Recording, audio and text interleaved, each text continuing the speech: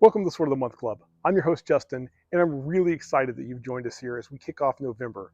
But before we jump into our Sword of the Month, let's break down how the channel works. Each Wednesday of the month, we're going to upload a fresh video featuring the Sword of the Month. But the first Wednesday of the month, that starts with the box.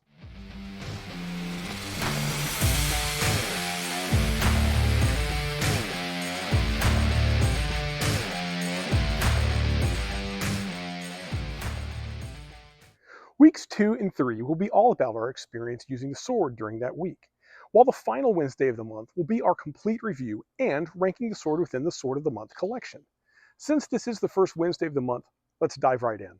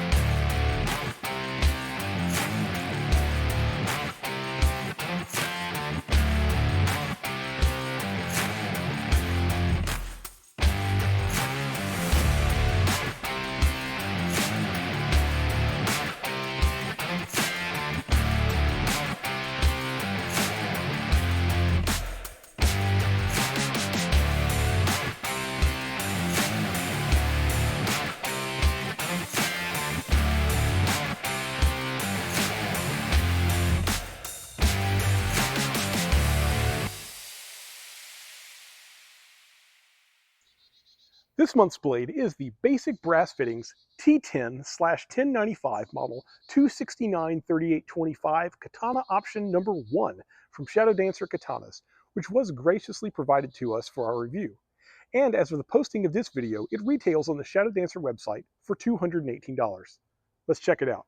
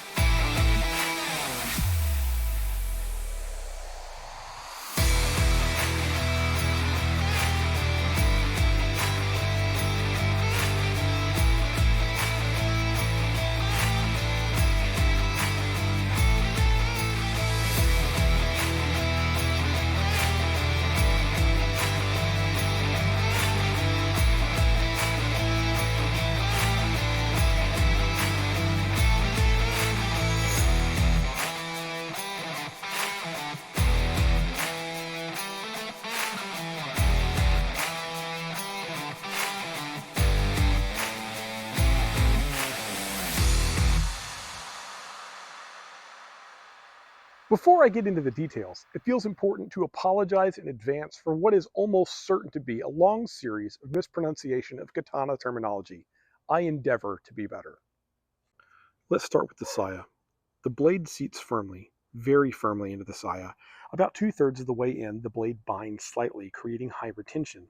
It's not overwhelming, and it's something that will likely ease with use. There is no rattle whatsoever while sheathed, which is always a great sign. The koiguchi, which is the mouth of the saya into which the blade is inserted, is simple but functional, marrying up with the habaki cleanly. The kurikata, which is the tie point on the saya, sits 9.5 centimeters from the koiguchi, which is a pretty standard distance. There are shitodome present, but they're not secured into the kurikata, which is an easy enough fix to make with a tiny dab of glue if that's your preference. Enough people prefer not having shitodome that having them come unsecured is an easy call to make. If you want them, glue them. If not, they're easily removable. Good call, Shadowdancer. The sageo, which is the tying cord, arrives tied in the ronin musubi, or swordsman knot. It's thicker cord than the ito, which obviously comes from different stock, which is totally fine. In many cases, the ito and sageo come from different stock, but the manufacturer attempts to color match them, which almost never works out. By making the conscious decision to use different sageo from the ito, it removes that problem of not matching. I like the variation here. The last thing I'm going to point out here is that there is no kojiri or ornamental piece on the blunt end of the saya. This is totally reasonable at the price point of this katana, and the absence of a kojiri is pretty standard until you start reaching much higher price points. The suka follows a hachi profile, slightly tapered, not just a straight cylinder. The ito wrap is consistently tight with good symmetry. There is one diamond on the ura side near the suba, which is a little misshapen, but overall it's really well executed.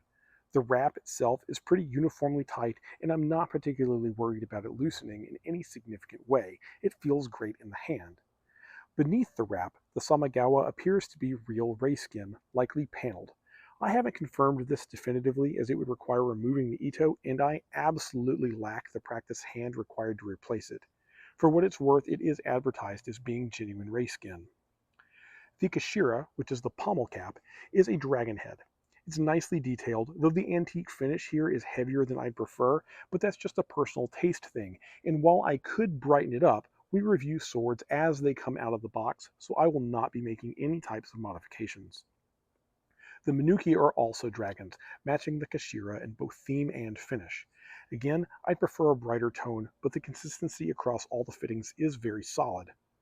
The Fuchi features a dragon in billowing clouds. I like the motif, though some of the casting detail appears to have been lost on the short sides, but all in all the castings appear to be very well made.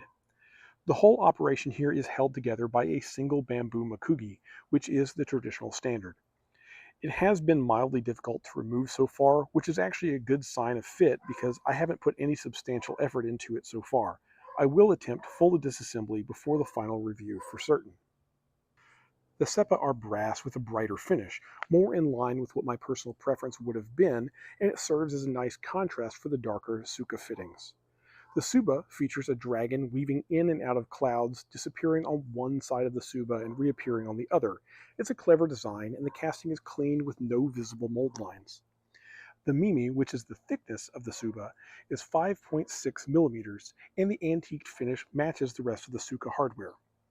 I haven't been able to evaluate the Nakago Ana yet, as the Makugi pin has been a bit stubborn, and I'll revisit this for the final review. The habaki is simple, unadorned brass. It contributes to the saya's high retention in a fairly significant way, but again, that should ease with time. I would much rather have a very tight fit right out of the gate and loosen with time than start loose and only get worse from there. The blade here is, in a word, alarming. It comes scary sharp and absolutely ready for business straight out of the box. It features a single bow hide that's extremely symmetrical on both sides. The groove terminates beneath the habaki, and I'll be inspecting that termination more closely later. The yokote, which is the line where the edge grind meets the point grind, is clean with excellent symmetry. In fact, all of the grinds are excellent. The kasaki is crisp and well executed, marrying up beautifully with the rest of the blade. The sori, or curvature of the blade, measures at 1.6 centimeters. I won't go too deep into the historical significance of the sori here, but that's a topic I'd love to explore in a future video. I'm holding off on discussing the niku right now, since it's something that's going to be better evaluated during cutting tests. We'll revisit this during the full review. The kasane, or spine thickness, is 6.7 millimeters, plenty of meat behind the edge which bodes well for cutting performance. The motohaba, or blade width at the base, measures 32.2 millimeters, and the sakihaba, or width near the kasaki, comes in at 23.4 millimeters. That's a healthy taper suggesting a blade that balances cutting power with agility. The hamon appears to be a genuine Madare pattern, wavy and organic. It doesn't look wire brushed or acid etched on, which is always good to see. As for the mei, we haven't been able to access the nakago or the tang portion of the katana hidden beneath the grip yet. I'll revisit that at the end of the month when I've had a chance to remove the makugi. I'm not sure if shadowdancer typically includes a mei, but it's a point of personal interest that I'd like to follow up on. The blade is forged from T10/1095 steel, a high carbon blend known for edge retention and hamon clarity when clay tempered. The balance is 12.7 centimeters from the suba, giving a slightly forward bias that should translate well into cutting. The blade is 71 centimeters, with an overall length of 100 centimeters. The weight comes in at 994 grams, with the saya adding an additional 168 grams, bringing the total combined weight up to 1.162 kilograms. A few final things. It comes shipped with a very nice sword bag, which is a great added value item, which I absolutely love. I wish this was the standard across all varieties of swords. European sword traditions missed an opportunity here. The last thing I want to say here is there is absolutely no rattle in the construction, and overall, this katana feels tight and extremely well assembled. We're extremely excited to see this katana in action, but in the proud tradition of sword manufacturers having word-salad names or incomprehensible strings of letters and numbers for their model names, our new friend here has a name issue. And, per tradition, here on Sword of the Month Club, we've decided to give each of our swords a working code name, because it makes it easier for us to reference internally, easier for us to talk about on camera, and gives the blade a bit of personality. With that in mind, allow me to introduce you to Wakakage, the basic brass fittings model 269-38-25 from shadowdancer katanas. Why Wakakage? It means young shadow, which feels appropriate for a new katana from a company named Shadowdancer. It's also a nod to my favorite Rikishi, Wakatakakage. We at Sword of the Month Club are diving immediately into work, putting Wakakage through its paces. And if that sounds exciting to you, I hope that you're going to stab those like and subscribe buttons to follow along. Stay sharp out there.